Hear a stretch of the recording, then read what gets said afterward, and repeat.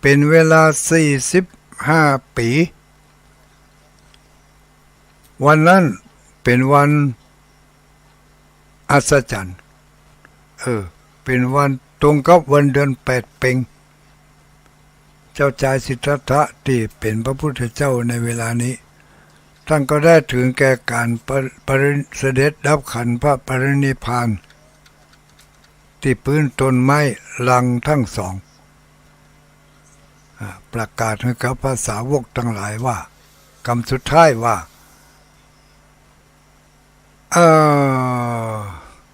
ว่ามันยังก็คำสุดท้ายสัพเพสังขาราอนิจจาสัพเพสังขาราทุกขาสัพเพธัมมาอนัตตาติอีกเนาะท่านแจกของสุมาเนี่ยครูบาอาจารย์สังขารทั้งหลายเป็นของบำมันบัดเตียงเน้อสู่เจ้าทั้งหลายจะไปตั้งอยู่ในความประมาทจงเป็นผู้ไม่ประมาทถึงพร้อมด้วยความไม่ประมาทมันพิจารณาถึงสังขารร่างกาย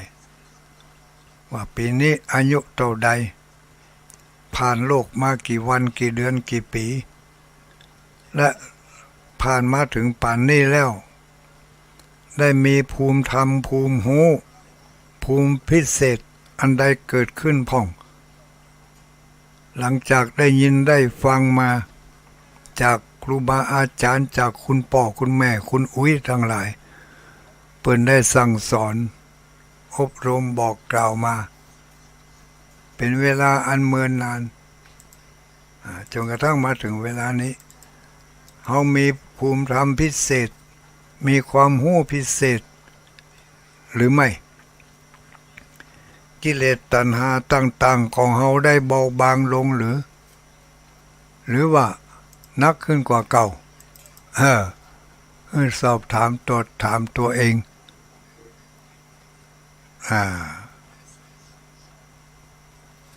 เมื่อยังบ่มี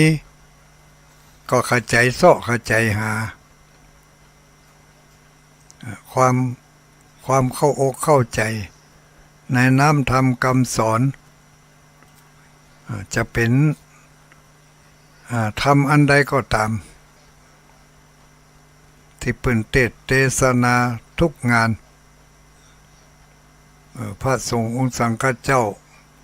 นิมนต์ไปทำพิธีกรรมทางศาสนาแล้วหนึ่งในนั้นก็คือพิธีแสดงธรรมหรือว่าเทศธรรมจะเป็นงานหอใหม่เฮือนใหม่ก็เทศธรรมโลกาวุธิพ่องสลากลิวิจาสูตรพ่องโลกาวุธิก็ขึ้นต้นด้วยพุทโธเสโธติโลกัสสมิงสัพพะสัตตานังสัพพะสัตตาหิตังสังสารพันธะนัง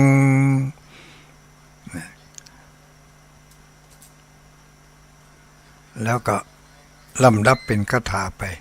พร้อมกับคำแปลเป็นบทไปเราเข้าใจหรือยังในธรรมโลกาวุธิที่เพิ่นเอามาเทศเฮือนใหม่สืบหุราชตาทำบุญบ้านก็ว่าฟังเอามันเกิดเป็นความขลังความศักดิ์สิทธิ์เหมือนกับว่าเพิ่นอ่านโอมคาถาที่ศักดิ์สิทธิ์แล้วก็เป่าลงไปบนกระหม่อมของเขาพวแล้วก็จะให้ความศักดิ์สิทธิ์ของธรรมนี่เป็นเครื่องห่อหุ้มร่างกายจิตใจของเขาป้องกันบ่ให้สิ่งชั่วร้ายมากล้ำกลายเบียดเบียน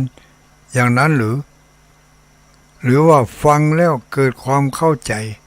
ในเนื้อหาของพระธรรมอย่างพระธรรมโลกาวุธินี่สังสารพันธนังสิโน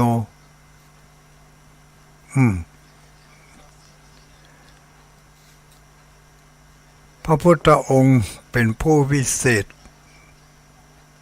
เป็นผู้วิเศษเป็นผู้หู้แจ้งโลกในบรรดาสรรพสัตว์ทั้งหลายในสามโลกนี่พระพุทธเจ้าเป็นผู้ประเสริฐที่สุดนะแล้วก็สั่งสอนเวนยสัตว์ทั้งหลายเพื่อให้พ้นจากโอคะวัฏสงสาร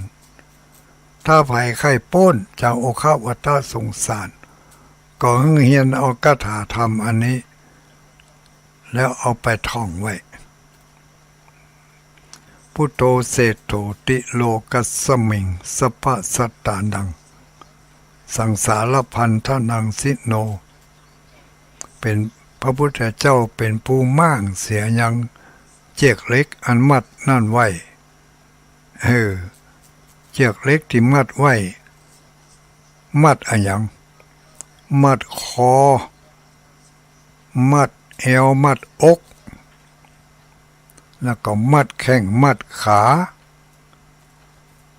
พระพุทธเจ้าเป็นผู้ตัดออกเสียได้ซึ่งเจือกทั้งสามบ่วงทั้งสามแล้วก็เป็นผู้ลุดพ้น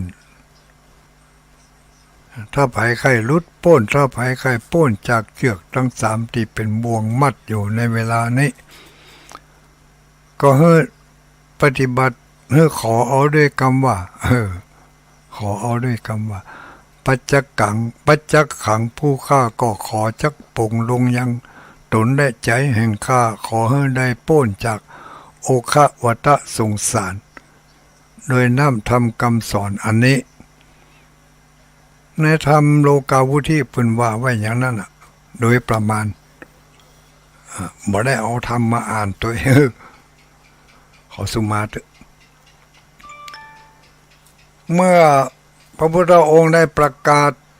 ศาสนธรรมคำสอนเป็นเวลา45 ปีวันนั้นเป็นวันเดือน8 เพ็ญพระพุทธองค์ก็ประกาศให้พระสงฆ์ทั้งหลายอุบาสกอุบาสิกาที่มีอยู่ในแวดตนตัวของพระพุทธองค์ที่พระองค์จะปรินิพพานแล้วพระพุทธเจ้าก็ประกาศว่าสังขารทั้งหลายเป็นของบ่มั่นบัดเที่ยงเธอทั้งหลายจงยังความไม่ประมาทให้ถึงพร้อมเถิดเป็นกรรมสุดท้ายที่ออกจากพระโอษฐ์ของพระพุทธองค์จากนั้นพระพุทธองค์ก็ตุมหิบ่ปากไปจนกระทั่งถึงปัจจุบันนี้น้ำเสียงของพระพุทธองค์ไม่มีแล้วแต่น้ำธรรมของพระพุทธองค์ยังลอยอยู่ไปตามอนุของอากาศของสสารต่างๆติดไปลอยไปอยู่ในห้วงอวกาศเป็นน้ำธรรมมีทุกที่ทุกแห่งเป็นธรรมะทั้งนั้นอยู่ที่ว่าผู้ใดเห็นธรรมผู้นั้นเห็นเราผู้ใดเห็นธรรมผู้นั้นก็เห็นพระพุทธเจ้า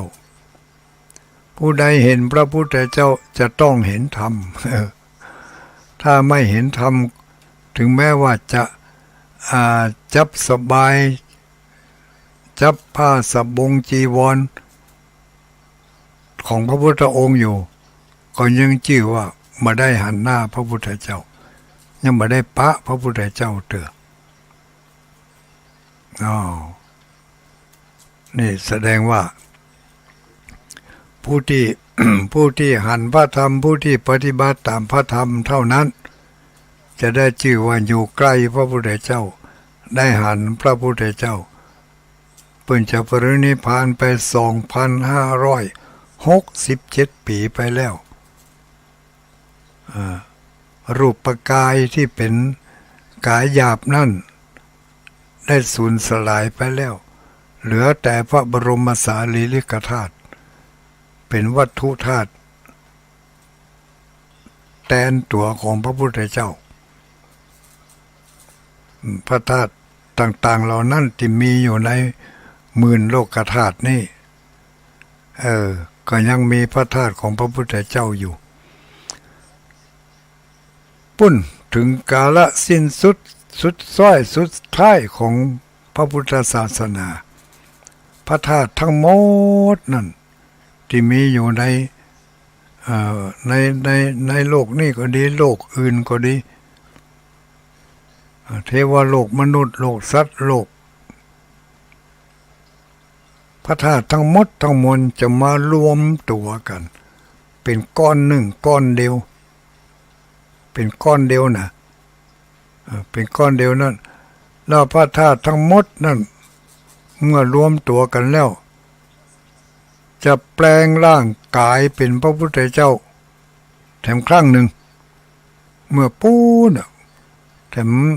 2,000 กว่าปีไปตั้งหน้าบุญแล้วก็จะได้เป็นตัวของพระพุทธเจ้าแถมกรรมนะแล้วก็จะได้เทศนาสั่งสอนครั้งสุดท้ายแต่เทศนาสั่งสอนเป็นเวลา7 วัน 7 คืนเมื่อครบแล้ว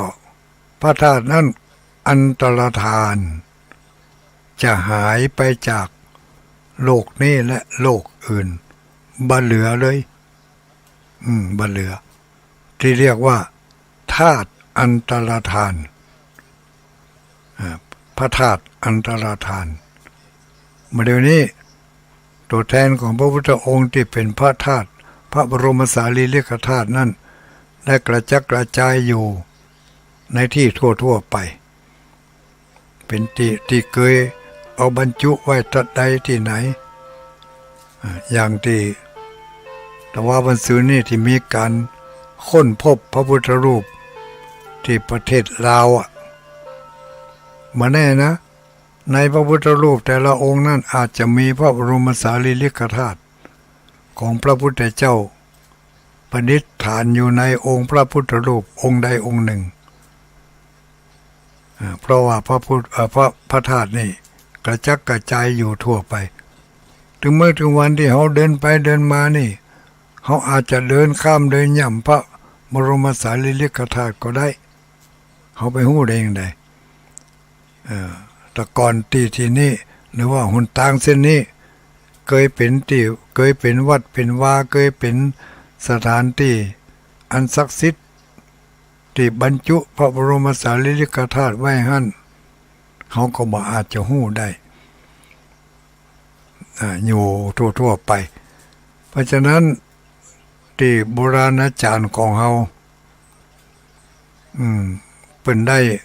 ประพันธ์เป็นบทคำขอสุมาสถานที่ต่างๆไว้ในตอนท้ายของการกล่าวกรรมไหว้พระสวดมนต์ที่ว่าวันตามิพุทธังสัพพะเมโตสังฆามะทะเมพันเตในวันตา7 บทที่มีอยู่ในที่ไหนก็ดีอยู่ในจุมปูที่เปลังกาที่เปจุมปูที่เปลังกาที่เปสรีละธาตุโยที่เป็นพระสรีละธาตุก็ดีเนาะสรีละธาตุโยจำไม่ได้ละ สรีละธาตุโยเกสาธาตุโยอรหันตาธาตุโย ที่เป็นพระบรมสารีริกธาตุเป็นอรหันตธาตุก็ดีถ้าว่าเราได้ล่วงเกินด้วยกายกรรมวจีกรรมมโนกรรมตั้งใจก็คือได้มีความจำเป็นที่จะต้องทำอะไรอย่างสักอย่างหนึ่งแต่ว่าบ่ฮู้ตั้งใจแต่บ่ฮู้ว่าเป็นพระบรมสารีริกธาตุแต่เขาก็ได้ล่วงเกินด้วยกายด้วยวาจาด้วยใจจะได้ขอขมาเพิ่นในวันทาตอนท้ายของการสวดไหว้พระสวดมนต์โดยเฉพาะอย่างยิ่งคนทางภาคเหนือเขานี่นิยมกันวันตา7 บทอันนี้ก็เพื่อจะให้เขาได้มีความเคารพนับถือ ขอสุมาขออภัยบ่ให้เป็นโทษเป็นบาปเป็นกรรมอย่างน้อยๆก็มีความสำนึกสำนึกไว้การขอขมาในวันนี้ใกล้จะวันเดือน8เพ็งเนาะ13ค่ำวันนี้แล้ว8เพ็งหน้านี่เป็นวัน8เพ็งของวันเพ็งพุธวันเพ็งพุธอันนี้ก็เป็นวันสำคัญแถมวันหนึ่งมาตรงกันพอดีเลยโอ้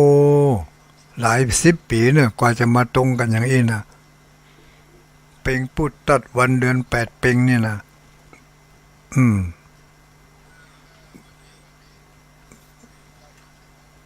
วันเพ็งพุธอันนี้ก็มีเรื่องเล่าให้อันนึงเนาะวันเพ็งพุธก็คือวันที่พระอุปคุตผู้ที่มีอิทธิฤทธานุภาพอยู่เมืองบาดาลกลางสะดือทะเลบุญที่เพิ่นจำภาษาอยู่นะมีปราสาทแก้วหุ้มมดอยู่ในกลางสมุทรกลางทะเลบางคนว่าไปอยู่ได้จะได้ กลางสมุทรกลางทะเลบุญกลางสะดือทะเลบุญหนซ้ำนะไปอยู่ได้จะได้เพิ่นเป็นตนวิเศษอยู่ได้กะคณะผู้ที่บ่เป็นตนวิเศษยังอยู่ได้กลางสมุทรแต่ก็อยู่ได้ในระดับหนึ่งเท่านั้นพ้นจากระดับนั้นอยู่มาได้แล้วต้องขึ้นมาอยู่แถมระดับหนึ่งเนี่ยเลิกลงไปแต่ก็อยู่มาได้ก็คือเรือดำน้ำไงเรือดำน้ำเนาะมันจะอยู่บนบกลูกอยู่ในน้ำบนอยู่ในน้ำกลางทะเลบน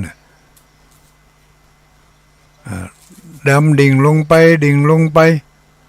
ได้ระดับหนึ่งเท่านั้นถ้าลงเลิกไปกว่านั้นก็ไม่ได้ละมันจะถูกแรงอัดแรงบีบของน้ำมันดีแปบแค่มานี่แต่ว่าพระมหาอุปคุตหรือว่าพระอุปคุตนี่เป็นอยู่ด้วยฤทธิ์ของเป็นฤทธิ์เดชอิทธิฤทธิ์เป็นอยู่ได้เลิกกว่านั้นอยู่ใต้สะดือทะเลบุญยังมีเนรมิตมีพญานาคก็มีไผเนี่ยเนรมิตปราสาทแก้วอยู่ถึงวันเดือนเพ็งพุธมาได้ก็เสด็จขึ้นมาก็เหาะออกจากใต้บาดาลขึ้นมารับบิณฑบาตจากเมืองมนุษย์เพื่อจะเปิดโอกาสให้มวลมนุษย์ที่มีบุญได้เคยสั่งสมมาได้ใส่บาตรของเปิ้นผู้ที่มีบุญเก่าสั่งสมมาพอได้ใส่บาตรของเปิ้นก็จะได้สำเร็จมีดวงตาหันธรรมกันอย่างก็ว่าไปแต่ผู้ที่ยังบ่ได้สั่งสมบุญร่วมกับเปิ้นมาได้มาใส่บาตรของเปิ้นก็จะเป็นการจุดประกายเริ่มต้นของการสร้างบุญโดยการสร้างบุญใหม่เนาะคนเมืองเขาจึงนิยม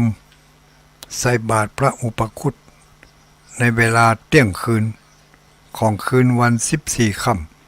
ำอันนี้ที่วัดใกล้ๆนี่ก็มีวัดหนองยาวเนอะพี่น้องศรัทธาวัดหนองยาวเพิ่นประกาศใครจะไปร่วมทำบุญตักบาตรพระอุปคุตเที่ยงคืนของวันที่21ก็ไปร่วมกันเนอะที่วัดหนองยาวหันครูบาน้อยประกาศแล้วก็แต่ละวัดก็มีที่วัดม่อนจอมพอนี่ก็มีพระอุปคุตที่สร้างโดยศิลาหินทรายน้ำหนักหลายตัน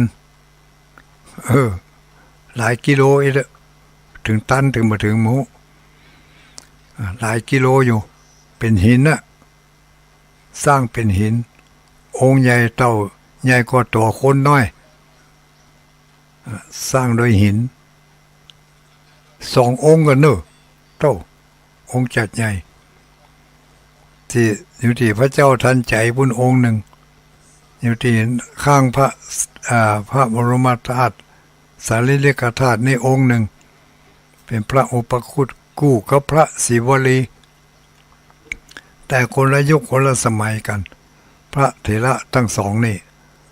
พระศิวลีนี่อยู่ในยุคในสมัยเดียวกันกับพระสัมมาสัมพุทธเจ้าอันนี้ก็สร้างโดยหินศิลาทรายเนาะสร้างมาหลายปีละเอามาตั้งไว้ศรัทธาญาติโยมได้ไหว้ได้สารูปเหมือนของพระศิวลีพระเถระผู้ยิ่งยงไปด้วยลาภสักการะไปได้ไหว้ได้สาก็สัจจะอธิษฐานเอาท่านมีบารมีในเรื่องของลาภสักการะข้าพเจ้าได้ไหว้ได้สาก็ขอเปิ่งบุญอาศัยเปิ่งใบบุญเศษเสี้ยวของบุญของท่านที่ได้เป็นผู้ที่มีลาภมีสักการะมากมายขนาดองค์พระสัมมาสัมพุทธเจ้ายังยกย่องเลยว่าพระศิวลีเนี่ยนะเป็นผู้มีลาภสักการะมากมายไผไปตัวพระศิวลีแล้วไม่อดกั้นอดอยากขนาดจะไปในดินแดนที่แล่นแค้นบ่มีผู้เลื่อมใสศรัทธาในพระศาสนาถ้าไปตัวท่านแล้วนี่โอ้มีคนมาใส่บาตรเยอะแยะมากั้นบ่อยากเพราะฉะนั้นไปได้ไหว้พระศิวลีจะเป็นผู้ที่มีลาภยิ่งยืนยงเนาะพระอุปคุตเป็นผู้ที่มีอิทธิฤทธิ์ทางด้านปราบมารปราบสิ่งชั่วร้ายทั้งหลายอุปคุตโตมหาเถโลกยะปฏินี่คาถาอุปคุตมัดมารมัดพญามารเอาหมาเน่าห้อยคอ ไปที่ไหนก็ไปบ่ได้อายเฮือหมู่เทวดาหมู่สัตว์เหล่าอื่นเป็นพญามารผู้ยิ่งใหญ่ในจันปรินิมิตวสวัสดีบุญแต่มาถูกพระมหาอุปคุตลงโทษโดยการเอาหมาเน่ามัดห้อยคอเป็นที่น่าอับอายยิ่งนักนะอันนี้ก็ด้วยอิทธิฤทธิ์ของท่านพระมหาอุปคุตปราบมารสิ่งชั่วร้ายทั้งหลาย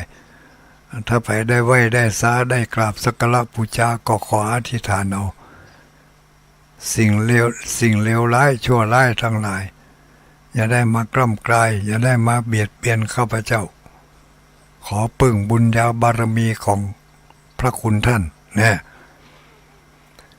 วันเดือน8 เพ็ญเป็นวันเพ็ญพุธเกียมตัวใส่บาตรถ้าวัดใดเพิ่มบ่ได้ประกาศก็ไม่เป็นไรใส่บาตรพระอุปคุตหน้าบ้านของตัวเองนั่นเลยถึงเจ้ามืด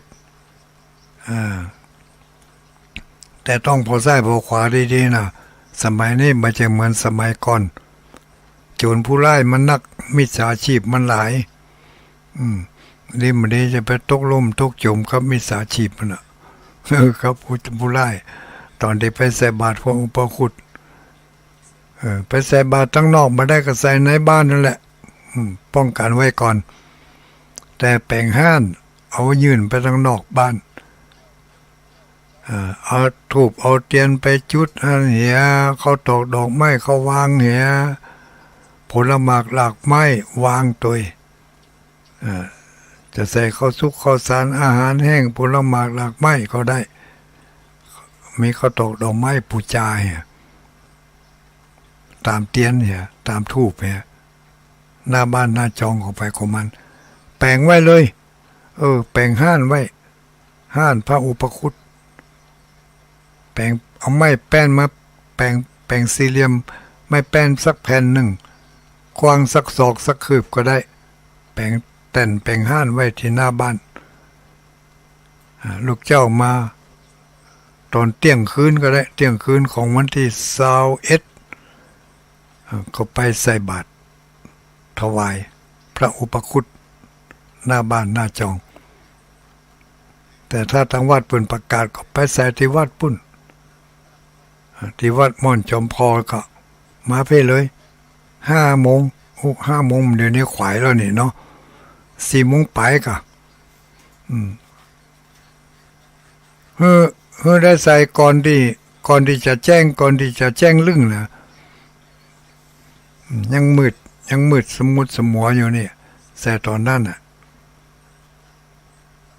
ถ้าฝนตกให้ก็แล้วนะเนอะตกไปตกมันละยังไม่ได้นี่ฝนแล้วก็ตกอันนี้ฟ้าห้องคะลึ่งถ้าเกิดมันดับไปก็เป็นนั้นว่ายุติกันนะเนอะ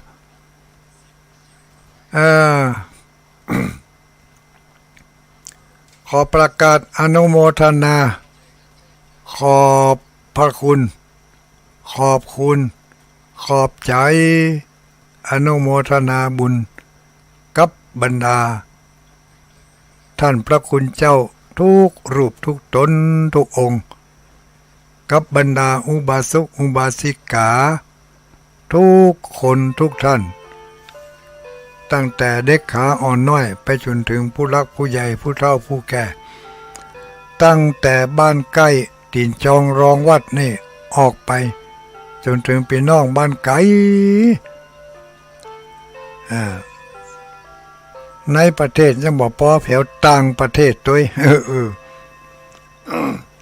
ประกาศอนุโมทนาในเรื่องอันใดก็คือเรื่องที่ท่านทั้งหลายได้มาให้กำลังอกกำลังใจให้การสนับสนุนกิจกรรมงานบุญทำบุญอายุวัฒนมงคลของตุลุงดอยของอาตมาภาพพระครูปฏิภาณธรรมทินในวันที่19 ตะวานี่ที่ผ่านไปก็ผ่านไปด้วยความเรียบร้อยดีงามเป็นอย่างยิ่งเกินความคิดความคาดที่เกินความคิดความคาดนี่เพราะอะไรเพราะว่าตุลุงก็คิดใจว่าหมู่สู่เขาลูกศิษย์ลูกหาผู้ที่กึดจะทำให้ก็คือสืบโหราชตาแล้วก็ทำบุญอายุวัฒนมงคลทักษิณานุปทานในวันที่19ตรงกับวันค่ายวันเกิดเมื่อ77 ปีที่แล้ววันที่19 พฤษภาคมคุณแม่ได้ให้กำเนิดลูกน้อยผู้หนึ่งก็คืออาตมาภาพตุลุงนี่เองในวันที่19 พฤษภาคมวันพฤหัสบดีวันพฤหัสบดี